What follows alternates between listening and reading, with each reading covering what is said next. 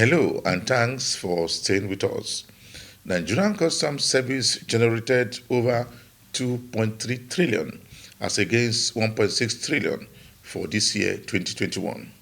Also on Customs report, KLT Lighter Terminal impound 24 containers of charcoal at the port, while the Contract General of Customs has continued to preach to members of the National Assembly that the Nigerian Customs Service will surpass the 2021 revenue target as approved by government. Plus, more report. I am Igiseme Idinye. Stay tuned. The Controller General of Nigerian Customs Service has been speaking of the activities as regards to the operation of the Nigerian Customs Service all over the country. He said that the service will surpass the revenue target of 2021. He also speaks on the revenue generation of the service. Despite the fact that the National Assembly has put in everything that is necessary to get us moving and collecting the targeted revenue. Mr. Chairman, let me start by saying, unlike my brother in the NNPC, the job of customs is unpredictable. We rely on the market forces that drives the import of items into Nigeria. And as of today, Mr. Chairman, the bulk of our revenue comes from import. In most climes where the customs collect revenue, they rely mostly on excise. And that means the production within the country. Today in Nigeria, as you know very well, Mr. Chairman, the only excise we are authorized to collect is on tobacco and alcoholic beverages.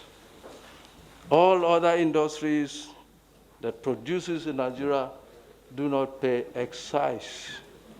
And therefore, we narrowed ourselves to that unpredictable ground where we don't have any control as regards the influx of import. And therefore, we are therefore vulnerable to the fact that we can only act with what has been imported. And 2021, we are in fact grateful to God that in 2020, despite the COVID-19, we realized an upgrade with regards to the revenue. And as then, we were able to garner total collection of about 1.5 trillion. And as of today, Mr. Chairman, in the first 6 months of this year, 2021, we were able to make 1.02 trillion. So it then means that we are realizing steady growth in terms of total collection of our revenue. And it is our belief, Mr. Chairman, that if the trajectory continues at this level, then the chances are that we will be collecting at the end of the year an amount to about 2 trillion or 2 trillion plus. That is attributed to the fact that as COVID is subsiding, the market is opening, people are importing. But we do not, and I want to say this, looking far to the future, the issue of import should not be the basis of our revenue collection. We must encourage our own production within the country and therefore expand our excise base. Today we have sung this song several times, that we are supposed to be collecting excise on carbonated drinks. the policy of government is to reduce the consumption of items that are injurious to our health. And that is why alcoholic beverages are being taxed, and we are collecting excise. Tobacco, we are collecting. Today, Coca-Cola is produced in Nigeria and paying no excise. It's only in Nigeria that you find Coca-Cola products and they're not paying excise duty. All other carbonated drinks are also injurious to our health. So if we equally tax tobacco and alcoholic beverages, I see no reason why we should not tax the carbonated drinks. According to him, the service will always implement measures against smugglers of contraband items in Nigeria. The most non-compliant group of people, I must say this and say it with all sense of responsibility. If we measure in terms of compliance, our people are not ready to comply. And therefore, you find out that for every 10 container that we examine, you hardly find 5, in most cases, that are fully in line with declaration. The rest are either underdeclared, in connivance between the importers, the freight forwarders, and of course our officers in some cases. So this is one of the fundamental reasons why smuggling still continues to strive. Along our borders, Mr. Chairman, distinguished members, we have put in place what we feel is adequate in terms of managing smuggling. We have a 3-layer enforcement. We have the area commands that are deployed in the borders. We have the federal operation units, and we have the strike force, which are always on standby for any credible information to strike. These have yielded adequate result, but certainly that has not curbed smuggling. And I must say here, Mr. Chairman, that for us to stop smuggling completely is probably unheard of. But we are working assiduously to reduce it to the barest minimum. And we need a lot of other input in terms of technology, in terms of manpower, and of course, most importantly, Mr. Chairman, is that I've said this in so many forums, and I will repeat it here, is that the non-cooperation of our border citizens is one of our biggest problems. And I don't blame them, because when you go to these border communities, Mr. Chairman, you find out that in most cases, there's no governance, there's no presence of government there. They don't have water. Some of them have to cross to the other countries to be able to get medical attention. And so when we contact them and begin to talk to them for cooperation, they looked at us with some strange face, because they don't understand why they should cooperate with us. And it's true, because we don't provide anything to them. We have border management committee, nothing is happening. We have made cases and complaints, nothing is happening. And these people, in most cases, are the ones that turn around to support smugglers to fight us.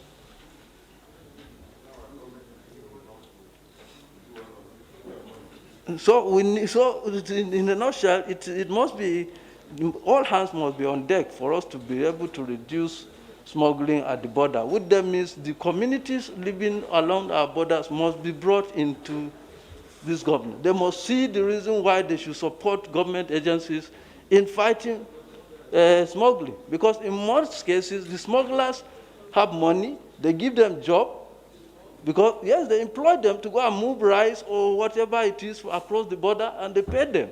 That's their employment. And you are now saying they should not support those people. It's almost impossible. You are watching the program Customs Report.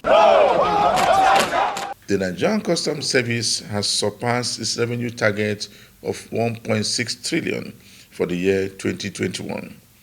The service has also collected 2.3 trillion from all the activities before the end of this year. The Deputy National PRO of Customs and the Deputy Controller of Customs said the command seized goods worth over 39.5 billion from smugglers all over the country. While identifying the role customs can play in the global supply chain to ease the impact of COVID-19 on international trade, it also acknowledges the health risks officers are constantly exposed to in the course of carrying out their statutory functions. As usual, the year began with high expectations with regards to revenue generation and the enforcement of fiscal policy. Based on the target achieved in 2020, the service was given the onerous task of collecting 1.67 trillion naira into the Federation account. It was also expected to build on the successes of the border closure to stem the tide of illicit trade in small arms and light weapons, smuggling, and other cross-border crimes. In all its key performance indexes, the service was able to achieve remarkable successes through the diligence and hard work of officers and the support of key stakeholders.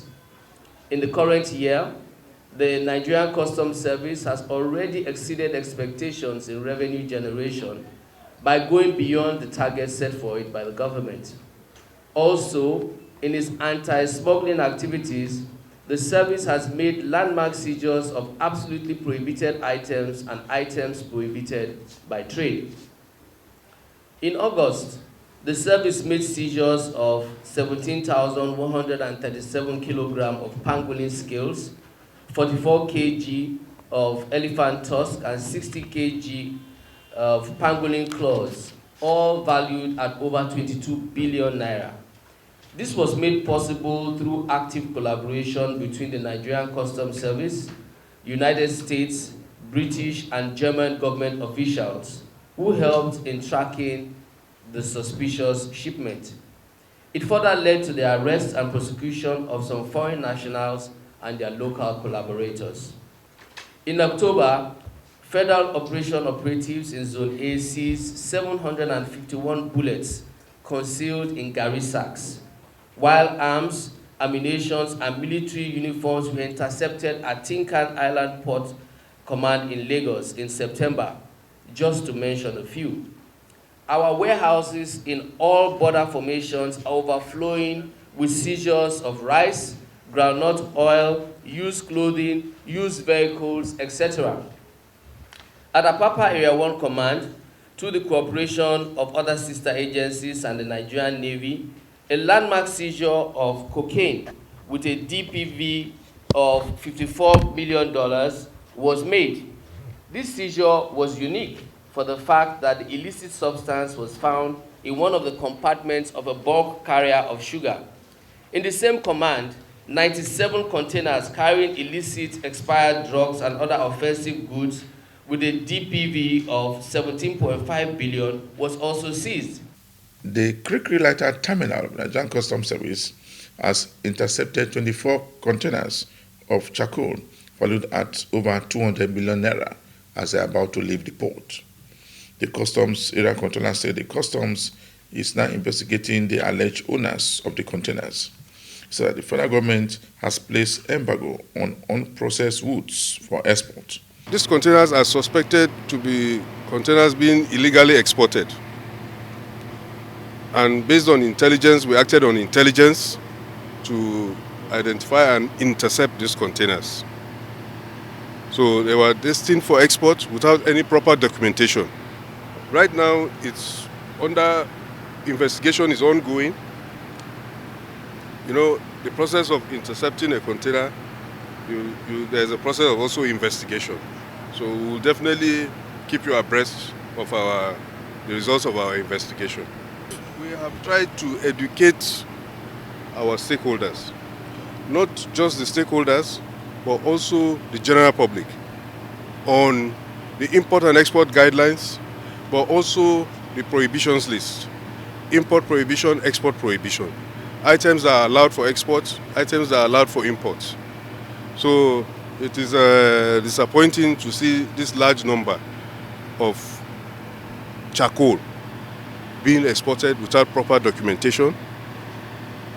You know the impact on the Nigerian environment, on our forests, when you have illegal logging. This is the result. According to him, a total of 32 billion naira was collected from January to November 2021, representing 65% increase of the amount collected in 2020. Generated a total of 32 billion 705 million 844,627 naira only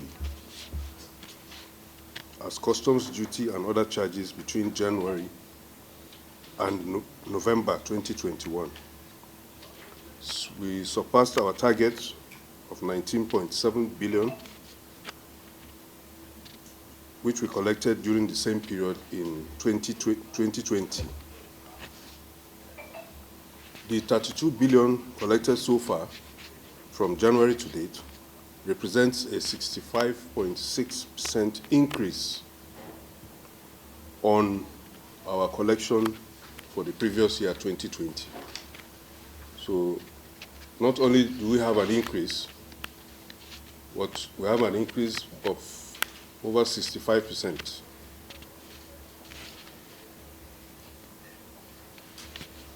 For the first time in the history of this command also, we collected a record of 4.3 billion in the month of July, which is a more than 200% increase comparative for the previous year, the month of July for the previous year, of 1.6 billion. In the period under review, the command has also made seizures of 3 by 40 foot containers of vegetable oil, 1 by 40 foot container of used tires, 1 by 40 foot container of bottled water,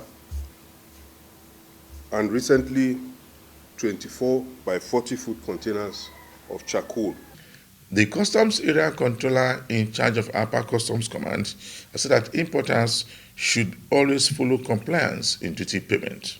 He said that with compliance, goods imported into the country will be cleared immediately. Refuse to display your transaction value, and you are expecting to use a data and say that this is a benchmark. We don't have benchmark. We don't have benchmark at all. But we have a data range, which is used, a data even by you. If I want to use you, I will now look at your importation for the past 2-3 years. Your data is being stored there in the system. When I look at the importation, I will see how much are you declaring before. Now, because exchange rate has changed, you go down again and say, okay, you want to beat the exchange rate and declare lower value. We say no. There's a value range there. And therefore, it should be treated as value range, not data, not benchmark. Benchmark is a price given from the Ministry of Trade, and sometimes it's a price given, we call it manufacturers suggested value by the manufacturers, that this is the price that should be paid in the open market. And that is what we call a benchmark. So please be guided. There's a difference between benchmark and the value range. And this will help me also to talk about people who are talking. One of my friends there talk about Prado 2010 that can be done in scanning, and also a Prado 2010 in Apapa. And that is what is called value chart, not value range. In valuation, we have what is called a chart, a book given, and that chart is done in discounting method. What is the discounting method? In 2021 today, the value of a Prado is so amount. Therefore, 2020 is now going to be a used car. And therefore, a 10% discount from the actual value will now be made. 2019 is also used. Another discount is going until it reaches when the car is going to be is about 15 years old, that is not supposed to come into the country. Most of you guys try to bring used cars that are above 10 years or 15 years, which is allowed by government. And you're expecting justice. And some of you guys bring a car and declare it as salvage. And for the avoidance of doubt, those people who brought a new car and want to leverage on the used car and declare or run the odometers to read the mileage so that it will reach use maybe above the 3,000 miles that is expected. We all know them, you understand, and we are talking with them. According to him, importers must be honest and transparent in their declaration at all times for them to get their goods cleared without delay at the port. The customs controller in charge of FOU Zone B has again smashed a syndicate that specializes in smuggling activities across an aspect of the country. We also have 1,582 tablet of one product similar to tramadol. They call it D5. This one too is not a good medicine for it to get circulated because it can affect the behaviors of whoever take it, thereby stimulating him or her to commit a crime. 185 kegs of premium motor spirit, PMS, which means fuel. 172 sack of AGO diesel. On this item we intercepted in this truck is a combination of diesel oil and motor oil that we felt is adulterated. The controller said that the unit is ever ready to implement good policies that will further boost revenue and help fight smugglers along the nation's borderline.